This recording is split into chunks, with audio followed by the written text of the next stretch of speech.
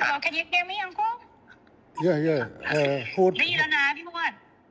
hốt chôn mà đấy บานลือปุกบาน lư โจล lư ปุกโจล lư ปุกบาน lư lư บานปุกบาน nè บานปุกบาน nè ถามว่าเป็นยังไงบ้างสุขภาพดีหรือเปล่า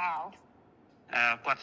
ក្មួយសុំសួរពុកមាថាមិនដែរសុខភាពល្អអត់សុខភាពមិនដែរ ở đây đó đây sum ở cun ngày này ấy bồn ở phục phong สุขภาพแข็งแรงดีครับ โอเคค่ะบอกว่าวันนี้ได้คุยกับพี่มวดเรื่องชายแดนบอกว่าก็เข้าใจตรงกันว่าทั้งท่านฮุนเซนทั้งอิงก็อยากให้สองประเทศสงบสุขค่ะមិញគាត់បានទៅជែកជាមួយខ្ញុំបាទនៅ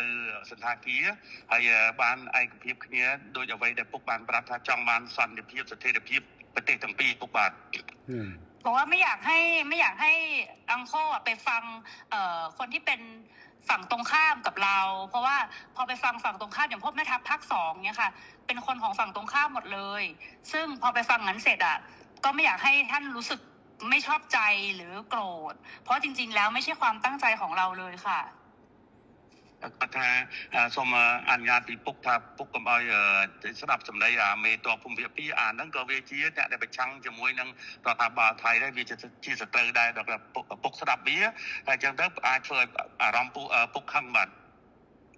เพราะตอนนี้ทางนั้นน่ะเขาอยากจะดูเท่เขาก็จะพูดอะไรออกมาที่มันไม่เป็นประโยชน์ต่อประเทศชาติค่ะแต่ว่าจริงๆที่เราต้องการเนี่ยคือต้องการความสงบสุขให้เกิดขึ้นเหมือนตอนก่อนที่จะปะทะกันตรงชายแดนนะคะមេតបភូមិភាគហ្នឹងវានិយាយចង់ឲ្យលយខ្លួនវាចង់អានេះសា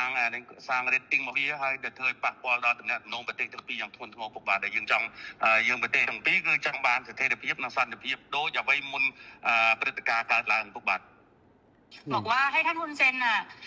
เห็นใจหลานหน่อยเพราะว่าตอนนี้คนในประเทศไทยเขาไล่เราไปเป็นนายกที่เขมรหมดแล้วគាត់ថាគាត់សូមអនុញ្ញាតពុកថាអាណិតក្មួយផងឥឡូវនេះថៃប្រជាជនថៃភាគច្រើនបានដេញហើយដេញក្មួយថាទៅនៅស្រុកខ្មែរទៅព្រោះជានាយករដ្ឋមន្ត្រីខ្មែរពុកបាទบอกว่าจริงๆแล้วถ้าท่านอยากได้อะไรก็ให้ท่านบอกมาได้เลยค่ะเดี๋ยวจะดูจัดการให้អញ្ចឹងបើពុកចង់បានអ្វីពុកអាចមានប្រសាសន៍ទៅគាត់នឹងរៀបចំធ្វើការងារនឹងបន្តជូនពុកតែម្ដងឥឡូវបញ្ហាដែលខាងនេះចង់បានគឺធ្វើម៉េចឲ្យណែច្រកព្រំដែនទាំងអស់ត្រូវបើកឡើងវិញជាប្រក្រតីអាហ្នឹងគឺថាការចង់បានខាងនេះគឺទៅប៉ុណ្ណឹងនឹងជំហានទី1ขั้นตอนที่1อยากให้ชายแดนเปิดปกติเหมือนก่อนเกิดเหตุครับโอเคค่ะตรงกัน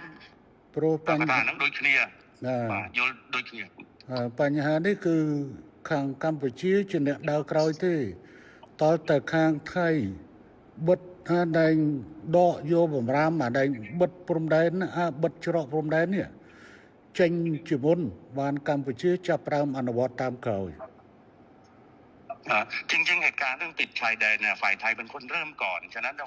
ฝ่ายไทยเนี่ยถอนคำสั่งกัมพูชาก็ตามเลยเปิดปกติហើយរឿងនេះគឺកម្ពុជាមិនអាចធ្វើឲ្យមុនបានទេដោយសារកម្ពុជាបានខកចិត្តម្ដងហើយដោយសារកែសម្រួលកម្លាំងនៅមុំ3ប៉ុន្តែហើយថាឲ្យមានប្រក្រតីនៅតាមព្រំដែនប៉ុន្តែទីចុងបំផុតបែរជាខាងយោធាថៃនៅតែផ្កើននៅបន្តស្ថានភាពបិទទល់ដែនបិទច្រកដដែលเพราะว่าเราก็มีความผิดหวังเรื่องหนึ่งแล้วที่การมีปัญหากันที่ชองบกเราก็พยายามตามที่ฝ่ายไทยต้องการแล้วก็การต้องการนี่เราก็บอกว่าโอเคนั้นเราก็ทำตามนะแต่ว่าขอให้สถานการณ์เข้าภาวะปกติแต่ว่าเราถอยแล้วเราถอนแล้วเราปรับกำลังแล้วแต่ฝั่งไทยยังเอาเรื่องด่านเนี่ยมากดดันอีกឥឡូវនេះគឺខាងកម្ពុជាគឺស្នើចេះឲ្យថៃបើកច្រកទាំងអស់ឲ្យបានមុនហើយបន្តទៅកម្ពុជាយូរបំផុត5ម៉ោងគឺកម្ពុជាអាចដកបទបញ្ជាទាំងឡាយដែលហាមឃាត់ការដឹកទំនិញផ្លែឈើបន្លែ ចូលកម្ពុជាគឺថានឹងដកបទបញ្ជានឹងចេញ ฉะนั้นท่านสมเด็จอยากให้ท่านนายกช่วยให้ฝั่งไทยเนี่ยถอนเรื่องการปิดด่านถ้าถอนปุ๊บฝ่ายกัมพูชาจะถอนเรื่องการห้ามสินค้าเกษตรนำเข้าอะไรทุกอย่างก็ถอน คือตอนนี้ค่ะ ครับผม คือตอนนี้พี่หวดคือรัฐบาลโดนโจมตีหนักมากนะคะ เพราะว่าพอตอนที่ท่านสมเด็จออกมาพูดกับท่านฮุนมาเนตอะที่บอกว่าจะตัดน้ำตัดไฟอะไรอย่างเงี้ยค่ะคืออันนั้นต้องขอโทษด้วยเพราะจริงๆอะต่างประเทศอะเขาแค่รายงานขั้นตอนว่าถ้าเกิดเหตุการณ์ต่อไปประเทศไทยจะทำยังไงคือเหมือนอธิบายขั้นตอนให้ฟังไม่ได้บอกว่าจะทำแต่ตอนนี้เหมือนกับเรื่องตัดหนังตัดละครคือทำทุกอย่างหมดแล้วเนี่ยจริงๆน่าจะให้มันโอเคทั้งสองฝ่ายค่ะเหมือนเราต้องพูดพร้อมกันว่าเราตกลงร่วมกันแล้วรัฐบาลคุยร่วมกันแล้วว่าจะเปิดทุกอย่างให้กลับมาเป็นปกติได้เหมือนว่าจะเอาเป็นอิงกับคุณมาเน็ตก็ได้หรือยังไงก็ได้เนี่ยเหมือนกับว่าเราได้คุยร่วมกัน แล้วก็ทั้งสองฝ่ายเนี่ยอยากให้กลับมาเป็นเหตุการณ์ปกติแบบนี้ค่ะมันก็จะ โพสใช่ไหมนายกอิงอยากให้โพสใช่ไหมให้นายกโพสว่าผู้นำของได้คุยกันแล้วอยากให้ ใช่จะโพสต์จะยังไงก็ได้แล้วให้ท่านคุณจะแนะนำก็ได้ค่ะ แต่ว่าเหมือนกับว่ามันต้องเป็นการตกลงร่วมกันนะพี่พวดเพราะว่าตอนนี้อิงกำลังโดนหนักมากเลยค่ะก็ถ้าอะไรนั่งสถานการณ์ไทยนั่นคือไฟกลางประเทศให้ขนมจำนวนมวยก็สมมาไปโตปีปกได้แต่เนี่ยน้องเปียกสงการบอตี้นี่ยืนถ้ากัดเพลิงกัดอินเทอร์เน็ตเนาะนั่งคือทางอยู่ที่ยังมีแต่แต่แบบไฮการ์ดเชียร์นอเบียนปัญหาจำนวนมวยจำนวนปีจำนวนใบดังนั้นดังยัยถ้าเธอปากป้อนนั่นคือกวาดสมตัวพ่อหรือน้องอเมียนในขนมกำนัดแต่เธอเบียบนังเตะปัญหาเลยที่กวาดถ้ากวาดสมบอกปุ๊บถ้านัดกวาดพ่อเลยนั่งน้องประเทศคือไฟกวาดเหมือนเต้นกวาดจังเอาปุ๊บหรือก็ปุ๊บนายนอมสำนักจะไปได้โดยจะกวาดทานแล้วเมนลองตัวปีบ้านนี่ยัยเนี่ยให้แต่จังเอาเธอสมรู้สกิปก้าเอาบ้านมุ่นแต่เมียนปฏิการเนาะเอาปลอกกระไดหลังไว้หน่อยไปได้ซอกปฏิจังปีปุกบาทប៉ុន្តែខាងនេះចង់បានណាអញ្ចឹងប៉ុន្តែខាងនោះអត់ព្រមធ្វើខាងនោះអ្នកខាងនេះមិនមែនអ្នកបិទទួលដែនទេខាងថៃអ្នកបិទទួលដែនហេតុអីបានខាងនោះមិនព្រមបើកហើយអត់ចាំបាច់សុំខ្ញុំទេអានឹងកាលណាតើខាងនោះស្រួលគឺខាងនាយករដ្ឋមន្ត្រីហ៊ុនម៉ាណែតគឺនឹងស្រួលតាមក្រោយบาทถูกบาทจริงๆเนี่ยท่านเนี่ยเป็นคนที่อยากได้เรื่องเสถียรภาพมากท่านนายกแต่ว่าทหารนี่มันมาปิดด่านก่อนอะไรก่อนนะมันเริ่มต้นก่อนกดดันก่อนฉะนั้นต้องคุยกับทหารพร้อมไหมในการเปิดด่านพร้อมค่ะทั้งนี้ตามหมดทั้งนี้ตามทั้งนี้ตามหมดฮะทั้งนี้ตามหมดเลยท่านคือเราเปิดให้อยู่แล้วพี่พวดแต่มันต้องเป็นการบอกว่าเราตกลงร่วมกันว่าเราเปิดไงพี่เพราะถ้าไม่อย่างนั้นนะของอิงอ่ะพออิงอ๋อยอมหมดไงอิงก็คือจะโดนเพราะว่าเพราะตอนนี้มันเลยมาถึงเรื่องก่อนด่าแล้วว่าค่ะปัดสมปุงมวยจ้ะซาแต่เบิดซาการในแต่ไทยเปิดไอ้เจ้าอดเบียนทางการจริงเนี้ยนั่นของสังคมไทยนั่งเวียกันเอาไว้แต่ทั้งใส่กับผม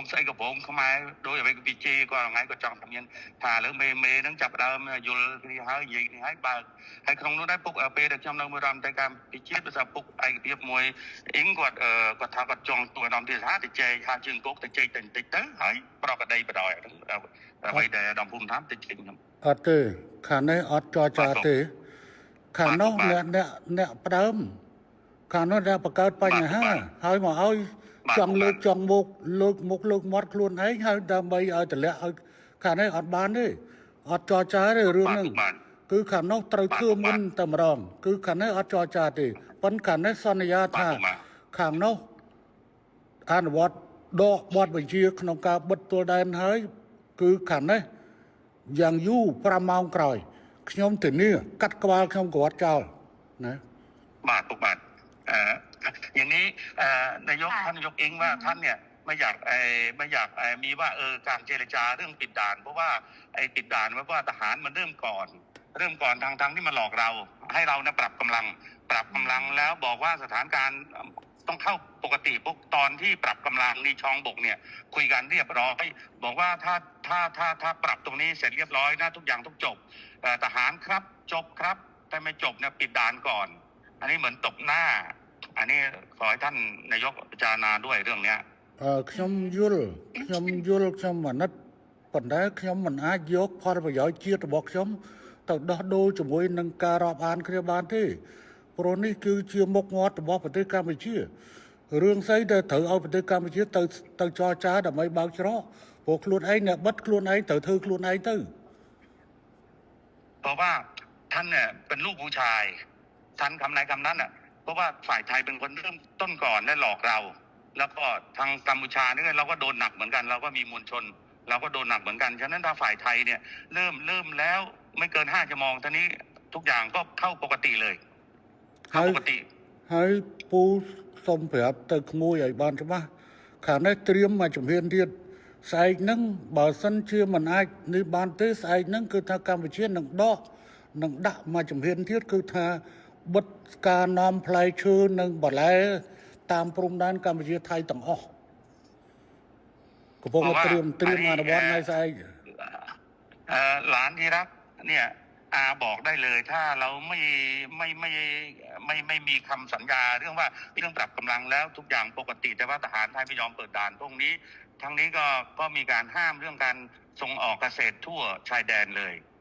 เพื่อกดดันทหาร ព្រោះខាងនេះបានត្រៀមអស់ហើយព្រោះខាងនេះបានត្រៀមហើយព្រោះនៅឯងបកហេតុមុនហើយបកហេតុមុនមកបវល់គេចរចាឥឡូវសួរថាណាបិទអដែងណែ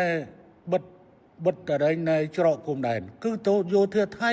បើអញ្ចឹងមានតែយោធាថៃធ្វើខ្លួនឯងតែប៉ុណ្ណោះមិនអាចហៅទៅកម្ពុជាទៅចរចាទេកម្ពុជាមិនចរចាដាច់ខាតទេ สถานการณ์เนี่ยเหมือนที่รายงานให้ท่านนายกทราบว่าไอตอนปรับกำลังที่ช่องบกเนี่ยก็ตกลงกันแล้วว่าจะจบกัน แต่ว่าอยู่ดีๆทหารไทยมาปิดด่านฉะนั้นให้กัมพูชาไปเจรจาเปิดด่านดูแล้วไม่สวยไม่สมควรอย่างยิ่งต้องทหารไทยเริ่มก่อนถ้าเริ่มแล้วตรงนี้ก็ตามหลังไม่เกิน5 ชั่วโมงทุกอย่างปกติท่านลูกผู้ชายท่านจะเป็นลูก ก็ ผู้ชาย เดี๋ยวจะลองคุยกับทางกลาโหมดูค่ะ แต่ว่าจริงๆแล้วเนี่ยตอนที่คุยพี่วดลองพูดด้วยละกันว่าจริงๆแล้วถ้าท่านฮุนเซนอยากได้อะไรให้บอกจะได้คุยกันได้ตกลงกันได้ค่ะเพราะว่าบางทีที่ท่านโพสต์ Facebook ออกมาคืออิงตอนนี้ก็คือรัฐบาลสั่นคลอนที่สุดแล้วค่ะตั้งแต่อิงเป็นนายกมาก็คือเรื่องกัมพูชานี่แหละซึ่งอิงไม่ออกมาตอบโต้อะไรทั้งสิ้นเพราะอิงก็รักแล้วก็เคารพท่านเพราะฉะนั้นเนี่ยจริงๆแล้วถ้าจะเอาอะไรจริงๆให้บอกอิงได้เลยยกหูบอกก็ได้ไม่อันไหนไม่เป็นข่าวก็คือไม่เป็นข่าวอันนั้นที่หลุดไปมันหลุดเพราะสื่อเพราะไม่ได้คุยกับอิงแค่2 คนมันคุยกันเป็นกลุ่มนะพี่มันเลยหลุดน่ะแต่ถ้ามันคุยกับอิง2 คนมันไม่มีหลุดอยู่แล้วทีนี้เนี่ยก็ไม่อยากให้แบบมันเกิดเรื่องแบบนี้แต่นี้อิงจะไปคุยกับกลาโหมเนาะเพราะว่าอิงรู้ว่า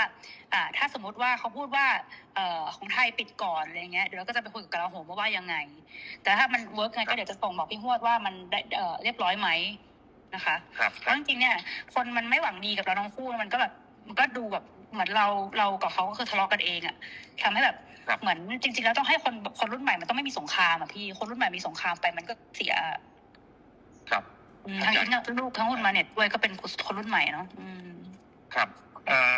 ពុកបាក់គាត់ថាទី1ពុកចង់បានអីពុកអាចmessage ទៅអ៊ីងបានអ៊ីងនឹងធ្វើឲ្យពុកអ្វីដែលពេលទៅពុកផុស Facebook ដល់ទៅអាពួកដែលវាប្រឆាំងវាចង់ឲ្យពុកហើយនឹងគាត់ជាសេះសម្ដេចសម្ដែងគាត់មានដំណងគ្នាហ្នឹងវាខូចយកតាមចំណុចនោះវាធ្វើឲ្យសង្គមថៃហ្នឹងវាយគាត់ថាទី1វាចង់ឲ្យគាត់នឹងចេញមកឆ្លងតែគាត់អត់ទេដោយសារគាត់គោរពជាពុកមាគាត់អត់ទេគាត់សុខចិត្តឈឺចោះឲ្យវាវាយចោះអានោះហើយបានគាត់ថាសុំពុកថាលើក្រោយចង់ដាច់ចំដេកពុកចង់បានអីអាច message គាត់មុនហ្នឹងគាត់បានប្រាប់តែថាប្រហែលជា3 ថ្ងៃទៅគាត់នឹងទៅថ្វាយបង្គំរាជការរឿងតបថ្ងៃហ្នឹងពុកបាទអញ្ចឹងរឿងហ្នឹងគឺកម្ពុជាវាតាក់ទងជាមួយនឹងការបញ្ជូលពលរដ្ឋរបស់ខ្លួនដូច្នេះគឺកម្ពុជាត្រូវតែហើយនឹងបញ្យល់ទៅដល់រដ្ឋដទៃទៀតដូច្នេះកម្ពុជាគឺមានតម្រូវការក្នុងការនិយាយទៅកាន់ប្រជាជនអញ្ចឹងវិធីដែលល្អជាងគេមានទៅប្រើ Facebook ហើយនឹង Telegram នៅនេះដើម្បីបញ្យល់ក្នុងការផុសចេញតែរឿងហ្នឹងគឺថាវាយើងខ្ញុំអាចកាត់បន្ថយបើសិនជាអាចតែសភាពការឲ្យតែខាងនោះរឿងវានៅចាល់នឹងរឿងបិទច្រកនឹងតែប៉ុណ្្នឹងឯងបើថាបិទច្រកបន្តគឺថាខាងនេះនៅតែបន្តវាយអាហ្នឹងបាទท่านนายกท่านบอกว่าเรื่องการโพสต์เนี่ยท่านก็แค่ชี้แจงให้มวลชนที่นี้ทราบเท่านั้นเองไม่ได้ไปกระทบกับไทยอะไรมากแต่ว่าตอนนี้ก็ไม่เป็นไรถ้าหากว่าท่านนายกแก้เรื่องเปิดด่านให้ปกติเนี่ยท่านตกลงท่านไม่มีอะไรอีกแล้ว ก็จบ ได้ค่ะเดี๋ยวเราไปคุยกับลาผมดูแล้วก็ขอคอนเฟิร์มกลับมาเพราะเดี๋ยวจะคุยกับกองทัพก่อนแต่เราก็เดี๋ยวสั่งไปเลยค่ะพี่แต่ว่าอีกรอให้มัน100%แล้วค่อยแจ้งท่านกลับมาดีกว่าเพราะไม่อยากจะยังไม่100แล้วบอกท่านก่อนแต่ว่าจริงๆก็จัดการได้ค่ะพี่ ครับผมครับ อืม ចំពុកកថាแล้วก็សពនឹងនិយាយមួយការវិជាតិនឹងទៅហ៊ានសិនហើយបានដល់100%បានគាត់នឹងជូនដំណឹងទៅពុកបាទពុកបាទគាត់នឹងធ្វើការងារនឹងភ្លាមរឿងបញ្ហាច្រកពុកបាទ นั่น បាទពុក อืม อือฮึ ท่านนายกมีอะไรอีกไหม ไม่มีแล้วค่ะพี่ก็ประมาณนี้เนาะพี่ว่าเราจะมีอะไรบ้างประเด็นไม่มี อะไร ครับจังหวัด อะไร បាទពុកបាទ ได้ ឥឡូវ ขอบ ខ្ញុំ คุณ ចេះ ท่าน មុន ใจมาก មុននឹងនេះគឺខ្ញុំសូមបញ្ជាក់ថាខាងនេះត្រូវការតែមួយទេត្រូវការតែខាងនោះគឺប្លកបញ្ជាក្នុងការច្រកព្រំដែនទាំងអស់ឲ្យទៅប្រកដីភាពវិញបន្តទៅខាងនេះនឹងបន្តធ្វើតាមក្រោយហើយរឿងនេះអត់ត្រូវមកចរចារវាងកម្ពុជានិងថៃទេដោយសារថៃអ្នកបិទដូច្នេះថៃអ្នកបើកខ្លួនឯងហើយកម្ពុជាត្រូវតែសម្រួលទៅតាមក្រោយគឺកម្ពុជានឹងធ្វើ គ្រប់ពុកបាទ ណា បាទขอยืนยันอีกทีว่าท่านนายกครับเรื่องด่านเนี่ยเราไม่ควรไปเจรจาเพราะว่าฝ่ายไทยเนี่ยเป็นคนที่ปิดแล้วปิดเนี่ยหลอกเราให้ปรับกำลังอันนี้หลอกเราปรับกำลังว่าถ้าปรับแล้วตรงนี้จบคือจบทุกอย่างก็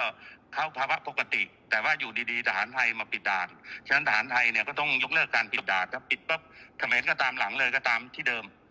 ทุกอย่างก็เข้าภาวะปกติไม่มีอะไรแล้ว ค่ะพี่พรโอเคค่ะ ครับผมครับ ได้ค่ะ แล้วก็เดี๋ยวแล้วยังไงเดี๋ยวอิงจะรีบแจ้งทางพี่พจน์กลับไปนะคะ ว่าเป็นยังไงบ้าง ครับក៏ថាទៅពេលឥឡូវគាត់ធ្វើការងារនឹងមកហើយនឹងគ្រប់វិការជូនពុកវិញបាទពុកបាទ ខ្ញុំរងចាំ ท่านสำเร็จรอท่านนายกแล้วแต่ท่าน ได้ค่ะ เรียบร้อยเมื่อไหร่ครับนะครับ ได้ขอบคุณมากค่ะขอบคุณท่านสมเด็จด้วยค่ะ ครับผม ค่ะสวัสดีค่ะ ครับขอบคุณ